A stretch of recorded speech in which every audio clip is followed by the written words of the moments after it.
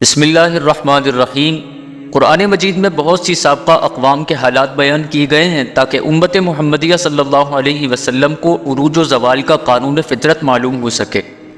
اور وہ ان سے عبرت لے کر تباہی اور ناکامی کی طرف جانے والی کھائی سے بچ کر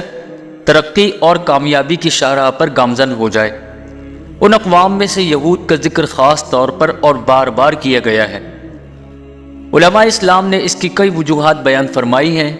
حاصل ان کا یہ ہے کہ اس قوم کی ترقی اور تنزلی دونوں کا حال انتہائی عبرتناک اور سبق آموز ہے۔ اس کا عروج آنکھوں کو خیرہ کر دیتا ہے اور اس کا زوال پستی اور نامرادی کا عبرتناک مرقع ہے۔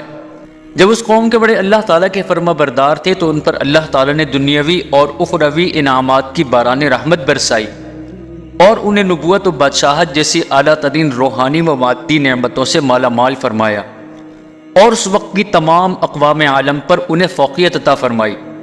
دوسری اقوام کو جو نعمتیں خال خال ملتی تھیں انہیں ایسے بھرپور طریقے سے عطا کی گئیں کہ ان کی محبوبیت اور مقبولیت دیکھ کر انسانیت کو رشک آتا ہے۔ جب ان کے پچھلے لوگوں نے ناشکری اور نافرمانی شروع کر دی اور اللہ تعالیٰ کی پسندیدہ صفات کو چھوڑ کر روحانی گندگیوں میں لتھڑ گئے اور پستی کی کوئی ایسی حد باقی نہ رہی جس کو انہوں نے عبور نہ کیا ہو۔ دوسری اقوام میں کوئی خاص روحانی مرض پایا جاتا تھا جس کی بنا پر وہ اللہ تعالیٰ کے غضب کا نشانہ بنتے، لیکن یہود میں وہ تمام کے تمام امراض اپنی بدترین صورت میں جڑ پکڑتے گئے، جن میں سے کوئی ایک بھی اگر اجتماعی طور پر کسی گروہ یا قوم میں پایا جائے تو اس کی ہلاکت کے لیے کافی ہے۔ حتیٰ کہ ان سے وہ سنگین گناہ بھی سرزد ہوئے جن کی وجہ سے انہیں سور اور بندر تک بنا کر ذلت کی موت مارا گیا اور آخرکار مغضوب علیہم قرار دے کر ان پر ہمیشہ ہمیشہ کے لیے ذلت اور خواری مسلط کر دی گئی۔ ان کا یہ انجام نہایت درجہ عبرتناک ہے، لیکن یہودیوں نے اپنے پچھلوں کے اس رسوا کن انجام سے کوئی سبق حاصل نہ کیا، یہاں تک کہ ان کے برے اعمال، اخلاقی عیوب ان میں اس درجہ راسخ ہو گئے کہ ان کی فطرت ثانیہ بن گئے، اور چونکہ لنگڑا آدمی دوسروں کو لنگڑا دیکھ کر اپنے احساس محرومی کی تسکین کرتا ہے، اس لیے ان کی بھی یہ خواہش ہوتی ہے کہ ساری انسانیت کو ان عیوب میں مبتلا کر کے اللہ کے غضب اور لعنت اور جہنم کی آگ اور ذلت کا مستحق بنا دے۔ یہی وجہ ہے کہ قرآن کریم میں ان کی گندی عادتوں، ناپسندیدہ خصلتوں کا بکثرت ذکر کر کے ان کی مذمت اور برے انجام کو بیان کرنے کے ساتھ یہودیوں جیسا چلن اپنانے سے تاکید کے ساتھ روکا گیا ہے، اور حدیث شریف میں ان کی صحبت سے بچنے اور ارض اسلام جزیرۃ العرب سے ان کو نکال دینے کی تاکید فرمائی گئی ہے، کیونکہ یہود کی یہ عادتیں اللہ تعالیٰ کو اتنی ناپسند اور اس کے غضب کا مستحق بنانے کی ایسی تاثیر رکھتی ہیں کہ جس قوم میں بھی پائی جائیں گی اسے اللہ تعالیٰ کی رحمت سے دور اور دنیا و آخرت میں ناکام و نامراد بنا کر ہی چھوڑیں گی۔ اس کے بالمقابل شریعت مطہرہ نے مسلمانوں کو ان اوصاف کے اپنانے کی تلقین کی ہے جو کہ انسانیت کی معراج ہیں، جن کے حاملین پر اللہ تعالیٰ کی رحمت نازل ہوتی ہے اور وہ دنیا میں اس کی مدد و نصرت اور آخرت میں اس کی تیار کی ہوئی جنت اور مغفرت کے مستحق ہوتے ہیں۔ قرآن کریم میں یہودیوں کی مذمت جس انداز میں بیان کی گئی اور آپ علیہ الصلوۃ والسلام نے ان کے گندے اخلاق سے بچنے کے لیے جس طریقے سے نصیحتیں فرمائی، اور سیرت کی کتابوں میں یہودیوں کی اسلام دشمنی اور ہمارے پیارے نبی صلی اللہ علیہ وسلم کو تکالیف پہنچانے کے جو واقعات مذکور ہیں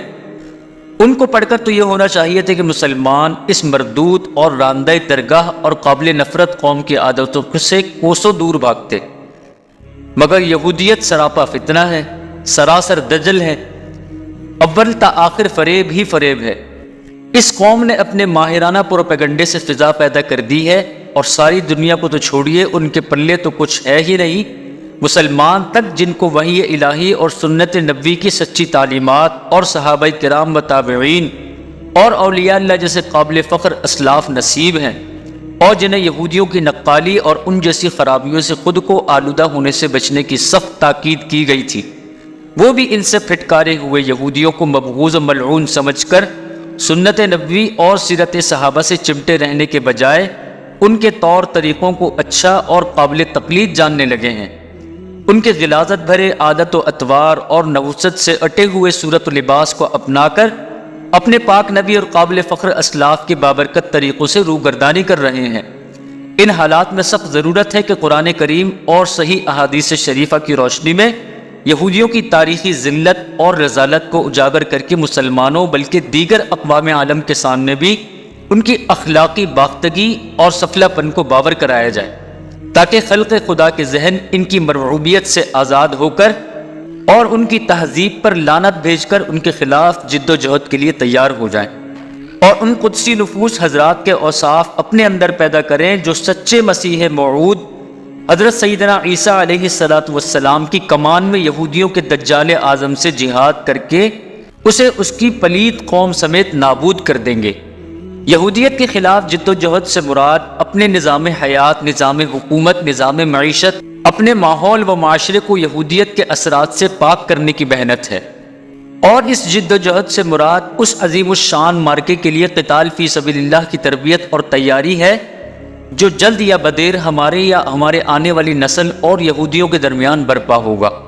اب مسلمانوں پر لازم اور ضروری ہے کہ جن چیزوں پر آپ علیہ السلام نے سختی کے ساتھ منع فرمایا ان چیزوں سے اپنے آپ کو دور رکھیں، اور جن چیزوں کے لیے تیاری کا حکم فرمایا اور جن چیزوں کو اپنانے کے لیے فرمایا تو انہی چیزوں کو اپنانے سے اور جو چیزیں منع کی گئی اور انہیں سے باز رہنے سے مسلمانوں کو کامیابی حاصل ہوگی۔ حقیقت یہ ہے کہ آج کا مسلمان کافروں، یہودیت اور نصرانیت کے اندر ان کے طور طریقے، ان کے چال چلن، ان کے رسم و رواج، ان کے تہذیب و تمدن کے اندر اتنا ڈوب چکا ہے کہ آج وہ انہیں اپنا دوست سمجھتا ہے، حالانکہ قرآن کریم بھی اس کا انکار کرتا ہے۔ آپ صلی اللہ علیہ وسلم کی احادیث شریفہ بھی اس کا انکار کرتی ہیں، اور ان کے دجل سے، ان کے مکر و فریب سے بچنے کے لیے اور ان کی چالوں سے بچنے کے لیے، ان کے ہر طریقے کے وار سے بچنے کے لیے مسلمانوں کو ہر طریقے پر آپ صلی اللہ علیہ وسلم نے رہنمائی فرمائی ہے۔ کبھی بھی مسلمان کا یہ دوست ہو ہی نہیں سکتا۔ الکفر ملت واحدہ، حقیقت یہ ہے کہ اسلام اور مسلمانوں کے خلاف تمام کافر شروع ہی سے متحد ہیں، وہ تو صرف بعض کمزور دل مسلمانوں پر دباؤ بڑھانے کے لیے اور مسلمانوں کے کمزور حکمرانوں کو خوف زدہ کرنے کے لیے اس طریقے کے اتحادوں کا اعلان کرتے رہتے ہیں، جبکہ ایمان والے مسلمانوں کے سامنے یہ سارے کے سارے مکڑی کے جالے ہیں۔ حضرات صحابہ کرام رضوان اللہ علیہم اجمعین جب کفر کی متحدہ فوجوں کو دیکھتے تھے وہ تو خوش ہو جاتے تھے، جیسے کہ اللہ تبارک و تعالی نے ارشاد فرمایا وَلَمَّا رَأَى الْمُؤْمِنُونَ الْأَحْزَابَ قَالُوا هَذَا مَا وَعَدَنَا اللَّهُ وَرَسُولُهُ وَصَدَقَ اللَّهُ وَرَسُولُهُ وَمَا زَادَهُمْ إِلَّا إِيمَانًا وَتَسْلِيمًا۔ جب ایمان والوں نے کافروں کے متحدہ لشکر کو دیکھا تو کہنے لگے یہ وہی ہے جس کا اللہ تعالیٰ اور اس کے رسول علیہ السلام نے ہم سے وعدہ کیا تھا، اور اللہ تعالیٰ اور اس کے رسول صلی اللہ علیہ وسلم نے سچ کہا تھا، اور اس سے ان کا ایمان اور اطاعت اور زیادہ ہو گئی۔ یہ آیت غزوہ احزاب کے موقع پر نازل ہوئی جب مشرکین کے تمام قبائل نے مسلمانوں کے خلاف اتحاد کر لیا اور مدینہ منورہ کے یہودیوں نے انہیں تعاون کا یقین بھی دلایا تھا۔ ظاہری طور پر مسلمان اندر اور باہر دونوں طرف سے دشمنوں کے گھیرے میں تھے۔ سردی، کم تعداد، تھوڑا سا اسلحہ، بھوک کے ساتھ ساتھ مدینہ منورہ کے باہر دشمن کے 10,000 جنگجوؤں کا لشکر بھی پہنچ چکا تھا،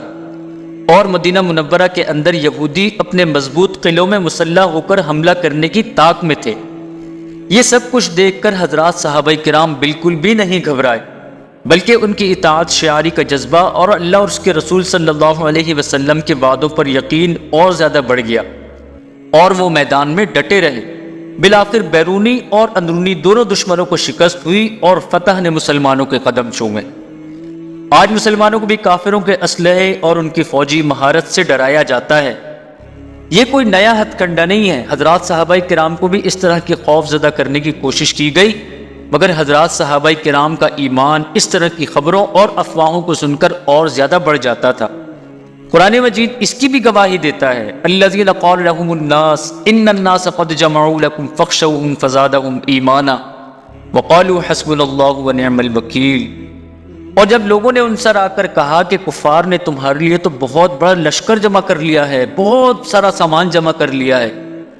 تو تم ان سے ڈر جاؤ۔ یہ سنتے ہی حضرات صحابہ کرام کے ایمان کا معیار کیا تھا کہ ان کا ایمان اور زیادہ ہو گیا۔ کہنے لگے حسبنا اللہ ونعم الوکیل، اللہ تعالیٰ ہمیں کافی ہے اور اللہ تعالیٰ ہی بہترین کارساز ہے۔ ایمان والوں کی یہ صفت وہ دشمنوں کی کثرت اور ان کی جنگی تیاری کا حال سن کر بالکل بھی نہیں گھبراتے۔ بلکہ اس طریقے کی خبریں تو ان کے جوش ایمانی کو ان کے دل میں اور زیادہ بھر دیتی ہیں، کیونکہ انہیں یہ سب کچھ اللہ تعالیٰ کی طاقت کے سامنے بالکل چھوٹا سا نظر آتا ہے، اور انہیں اس بات پر بھی جوش آتا ہے کہ کافر جب باطل کی خاطر اتنی بڑی تعداد میں اتنی زیادہ تیاری کر کے نکل سکتے ہیں تو ہم تو اللہ کے بندے ہیں اور اس کے کلمے کی سربلندی کے لیے لڑتے ہیں، ہمیں تو کافروں سے بڑھ کر ہمت اور قوت اور جواں مردی کا مظاہرہ کرنا چاہیے۔ آج ایک طرف تو کافروں کے باہمی اتحاد کی خبریں آتی ہیں کہ یہود و نصارہ اور مشرکین سبھی نے مل کر مسلمانوں کے خلاف فوج بنا لی ہے، اور دوسری طرف کافروں کے بعض اشاعتی ادارے اسرائیل وغیرہ کی طاقت کے بارے میں جھوٹے پروپیگنڈے کرتے پھر رہے ہیں، تاکہ آج کا مسلمان اس چیز سے خوف زدہ ہو کر جن چیزوں کو آپ صلی اللہ علیہ وسلم نے کرنے کا حکم فرمایا وہ مسلمان اس کو چھوڑ دے، اور جن چیزوں سے دور رہنے کا حکم فرمایا تو مسلمان اس میں لگ جائے، تاکہ یہ بھی ذلیل اور رسوا ہو کر کے اللہ تعالیٰ کے غضب کا مستحق بن جائے۔ مسلمانوں کی کامیابی کے لیے یہ بات اشد ضروری ہے کہ وہ اپنے عقیدے اور عمل کو کافروں کے اثرات سے محفوظ رکھیں، ان کی تہذیب و تمدن، ان کے ثقافت، ان کے طور طریقے، ان تمام چیزوں سے اپنے آپ کو محفوظ رکھے۔ افسوس کی بات تو یہ ہے کہ یہود و نصارہ کی بہت ساری خوفناک بیماریاں مسلمانوں کے اندر سرایت کر چکی ہیں، اور آپ علیہ الصلوۃ والسلام نے بھی فرمایا، جس کا مفہوم ہے کہ ایک وقت میں تم یہود و نصارہ کی پیروی اس انداز میں کرو گے کہ اگر وہ گوہ کے سوراخ میں گھسیں گے تو تم بھی اسی میں گھسو گے۔ اللہ پاک ہم سب کی حفاظت فرمائے۔ تو بہت ساری یہود و نصارہ کی ایسی چیزیں خوفناک، ان کی بیماریاں، ان کی عادتیں مسلمانوں کے اندر داخل ہو چکی ہیں، اور وہ کام جن کی وجہ سے یہودیوں پر اللہ تعالیٰ کی لعنت اور غضب نازل ہوا اور قیامت تک کے لیے ان پر ذلت مسلط کر دی گئی، ان میں سے بہت سارے کام مسلمانوں میں پھیلتے چلے جا رہے ہیں، بلکہ پھیل چکے ہیں۔ یہ صورتحال بہت زیادہ خطرناک ہے، کیونکہ ایک طرف تو یہود و نصارہ اور مشرکین کی فوجیں ہر طرف سے مسلمانوں کو گھیرے ہوئے ہیں، اور دوسری طرف ان کے ثقافتی تہذیبی یلغار مسلمانوں کو اللہ تعالیٰ کی نصرت سے محروم کر رہی ہیں، اور یہود و نصارہ کی ذہنی غلامی میں بھی مبتلا کر رہی ہیں۔ مختصر یہ ہے کہ اگر مسلمان شعوری طور پر مسلمان ہو اور شہوت پرستی، حب مال، حب جاہ اور تفرق بازی سے محفوظ ہو، اور حرص اور نفس پرستی سے پاک ہو، اور دنیا کے بجائے آخرت کی فکر سے سرشار ہو، اور جہاد فی سبیل اللہ میں اسلامی احکام کے مطابق مصروف و مشغول ہو، تو بتائیے دنیا کا کون سا کافر ہے کس راستے سے جو مسلمان تک پہنچ سکے گا؟ جب مسلمان اس شان کے ساتھ جینا شروع ہو جائیں گے تو انشاءاللہ تب مقابلہ میدان میں ہوگا، اور میدان کا نتیجہ غزوہ بنو نذیر، غزوہ بنو قریظہ اور غزوہ خیبر سے مختلف نہیں ہوگا انشاءاللہ۔ اللہ پاک سے دعا ہے کہ اللہ پاک تمام مسلمانوں کی حفاظت فرمائے اور ہر میدان میں ان کی مدد و نصرت فرمائے، آمین۔